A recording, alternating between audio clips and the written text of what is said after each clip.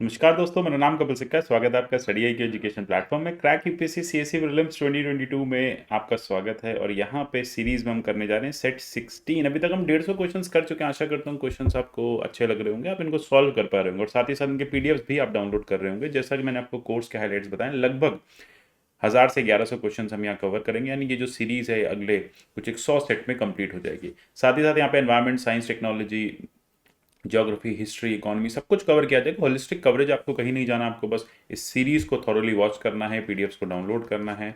Answers को, जैसे मैं बार बार कहता हूँ कि जैसे ही स्क्रीन पे क्वेश्चन आता है, स्क्रीन को पॉज कीजिए, क्वेश्चन को ठीक से पढ़िए और फिर इसको आंसर कमेंट सेक्शन में देने की कोशिश कीजिए। इससे क्या होगी, आपकी प्रैक्टिस भी होगी। अगर आप कोई मिस्टेक भी कमिट कर रहे होंगे तो आप उसको याद रख पाएंगे। देखिए, मिस्टेक यहाँ पे कमेंट करिए, वो कोई दिक्कत नहीं है, लेकिन यूपीएससी में वो मिस्टेक नहीं होनी चाहिए। अगर हम सोर्सेज की बात करें तो हिंदू इंडियन एक्सप्रेस, योजना, कुरुक्षेत्र जैसे इंपॉर्टेंट सोर्सेज को हम यहाँ कवर करेंगे। साथ ही साथ पीडीएफ के लिए आप मेरे टेलीग्राम चैनल पर जुड़ सकते हैं मेरे साथ। @कपिल सिक्का ट्विटर हैंडल पे भी फॉलो कर सकते हैं। अब आज जो क्वेश्चन है वो एनसीईआरटी बेस्ड है ना। एनसीईआरटी को आज हम फाइनली कवर कर लेंगे। एनसीईआरटी के जो भी टॉपिक्स हमने पीछे कवर नहीं किए थे अभी तक 150 क्वेश्चंस में, उसको फाइनली कवर कर लेंगे। तो इससे आपकी जो क्लास 11 क्लास 12 की एनसीईआरटी है वो भी पूरी हो जाएगी।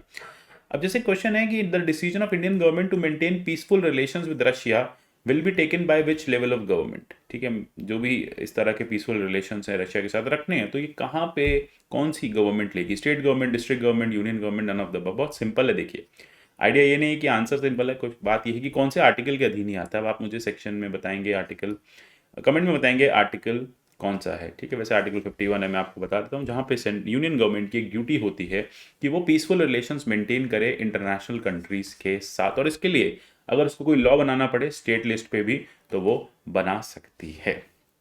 क्लियर है?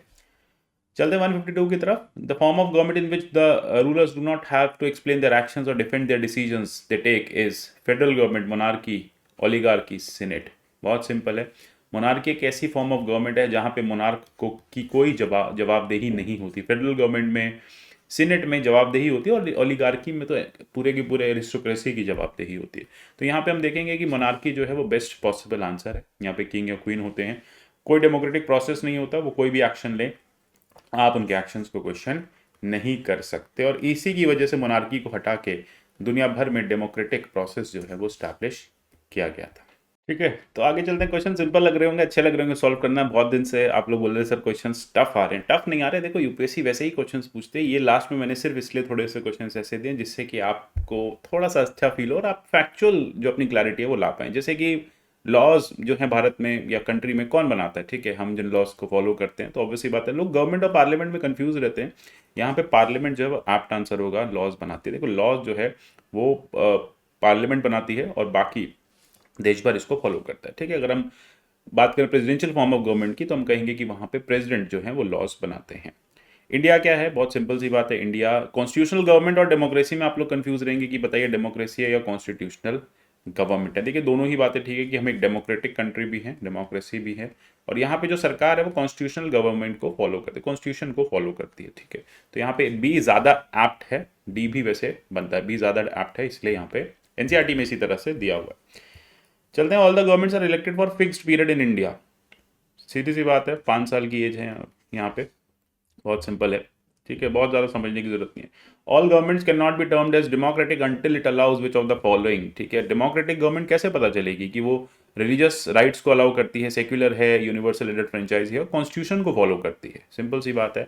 अगर कोई भी सरकार इलेक्शंस अलाउ करती है, यूनिवर्सल एडल्ट फ्रेंचाइज अलाउ करती है, तो वो डेमोक्रेटिक सरकार है। चलते हैं आगे। Dash is shared among the organs of government such as legislature, executive and judiciary. क्या शेयर होता है? ऑब्वियसली बात है, पावर जो है वो शेयर होता है। Doctrine of separation of power क्या कहता है? Doctrine of separation of power यही कहता है कि पावर जो है गवर्नमेंट के 3 विंग्स में डिवाइडेड है। और वो गवर्नमेंट के 3 विंग्स क्या हैं? लेजिस्लेटिव, एग्जीक्यूटिव और साथ ही साथ जुडिशरी। सिंपल सी बात है, बहुत क्लियर है फंडा। चलते हैं आगे। The work of gram panchayat includes, ये थोड़ा सा टफ लग रहा है ना। ग्राम पंचायत का क्या क्या काम है? रोड्स बनाना, गवर्नमेंट प्रॉपर्टी को मेंटेन करना, गवर्नमेंट स्कीम्स को एग्जीक्यूट करना, लोकल लेवल पे कुछ टैक्सेस कलेक्ट करना। देखिए, ग्राम पंचायत की हम बात करें तो लोकल लेवल पे ग्राम पंचायत जो है वो ये फंक्शंस लेके आती है। कैसे कैसे लेके आती है? देखिए, यहाँ पे अगर आप देखेंगे, अगर हम बात करें, सॉरी 1 भी इसमें आंसर रहेगा, 1 भी रहेगा, 1 2 3 4 चारों ही आंसर्स यहाँ पे रहेंगे। डी जो है इसका सही आंसर है, इसका आंसर होगा डी। इसको ठीक कर लीजिए, डी होगा। क्योंकि देखिए अगर लोकल रोड्स हैं, लोकल ड्रेनेज है, वो सब इंक्लूडेड है, लोकल टैक्सेस कलेक्ट करना है, सरकार की स्कीम्स को एग्जीक्यूट करना है, गवर्नमेंट की जो प्रॉपर्टी है उस एरिया में उसको मेंटेन करना है, सारा काम ग्राम पंचायत का होता है। ठीक है, तो इसको करेक्ट कर लीजिए 1 2 3 4। पीपल हैव से इन limiting the power of government of nation with help of what. ठीक है, हम सरकार की पावर्स पे कैसे ध्यान रख सकते हैं, कैसे उसे लिमिट कर सकते हैं। ऑब्वियसली बात है रेगुलर इलेक्शंस द्वारा, जैसे जैसे इलेक्शंस होंगे हम सरकार को कर्व कर सकते हैं। सरकार को भी हर 5 साल में इलेक्शन का डर है ना, इसलिए वो आप लोगों के लिए काम करने लग जाती है।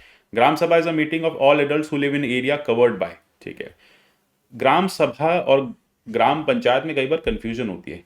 ग्राम सभा में जो मेंबर्स होते हैं, जो भी जिस एरिया जो पंचायत होती है उस एरिया में जहाँ पे ग्राम सभा कॉन्स्टिट्यूट की जाती है, उस एरिया का हर वो पर्सन जो 18 साल से ऊपर का है, जिसका इलेक्टोरल रोल में नाम है, जो वोट दे सकता है, वो ग्राम सभा का मेंबर ऑटोमेटिक रूट से बन जाता है। ठीक है, तो ग्राम सभा क्या है, जितने भी एडल्ट्स हैं पंचायत के अंडर रहते हैं वो ग्राम सभा के कॉन्स्टिट्यूएंट्स माने जाते हैं। कई लोग स्टूडेंट कंफ्यूज होते हैं, सर ग्राम पंचायत ग्राम सभा में क्या फ़र्क है। यही फ़र्क है कि ग्राम सभा एक ऑटोमेटिक एक ऐसी बॉडी है जिसमें सारे इलेक्टोरेट्स होते हैं, और ग्राम पंचायत इलेक्टेड कैंडिडेट्स उसमें बैठते हैं। Which of the following are members of gram panchayat. Gram panchayat के कौन कौन से मेंबर हैं, पंच हैं, सेक्रेटरी है या सरपंच है। तो ऑल ही जितने ही अलग अलग चीज़ें हैं, हर विलेज का अपना अपना एरिया डिवाइडेड रहता है, तो आप देखेंगे पंच भी होते हैं, सरपंच भी होते हैं, और जो सेक्रेटरीज होते हैं पंचायत सेक्रेटरीज, जैसे कि गवर्नमेंट जो एग्जाम्स के थ्रू सिलेक्ट करती है, अपॉइंट करती है, वो भी यहाँ पे बैठते हैं।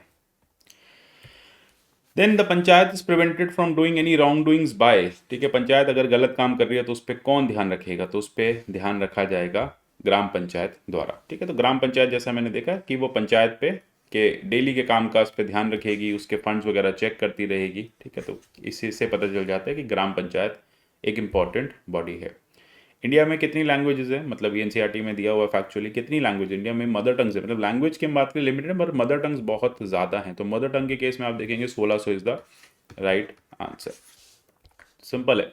Source of funds of panchayat collection include. Panchayat का फंड्स कहाँ कहाँ से आता है, आपने पढ़ा होगा कि पंचायत की एक बड़ी प्रॉब्लम है कि पंचायत को फंडिंग नहीं मिल पाती है ना। पंचायत के जो फंड्स हैं वो बहुत लिमिटेड होते हैं। इनफैक्ट जो सेंट्रल सेक्टर स्कीम्स या फिर सेंट्रली स्पॉन्सर्ड स्कीम्स जो होती हैं, उससे जो फंड आता है पंचायत में, पंचायत उसी से अपना खर्चा चलाती है। अदरवाइज पंचायत के पास कोई बहुत ज़्यादा टैक्सेशन की पावर्स है नहीं, क्योंकि यूजुअली स्टेट गवर्नमेंट्स ने पंचायत को टैक्सेशन की पावर्स नहीं दी। कहाँ से ले सकते हैं, विलेज टैक्सेस से। लोकल लेवल में जैसे पॉन्ड पे कोई टैक्स हो गया, रोड पे कोई टैक्स हो गया, कोई ऑक्ट्राई लगा दी। देन उसके बाद गवर्नमेंट स्कीम्स से। एनुअल मेंबरशिप फी जो है ये गलत है, एनुअल मेंबरशिप फी कोई नहीं होती। ठीक है, ऑब्वियसली बात है, देखो डेमोक्रेटिक संस्था है, डेमोक्रेसी को ज्वाइन करने के लिए आपको कोई फी नहीं देना पड़ता। बाय डिफॉल्ट जिस दिन आप सिटीजन है इस देश के, आप उस डेमोक्रेटिक प्रोसेस के बाय डिफॉल्ट पार्ट हैं। ठीक है, यही थे हमारे 164 क्वेश्चंस, सिंपल हैं।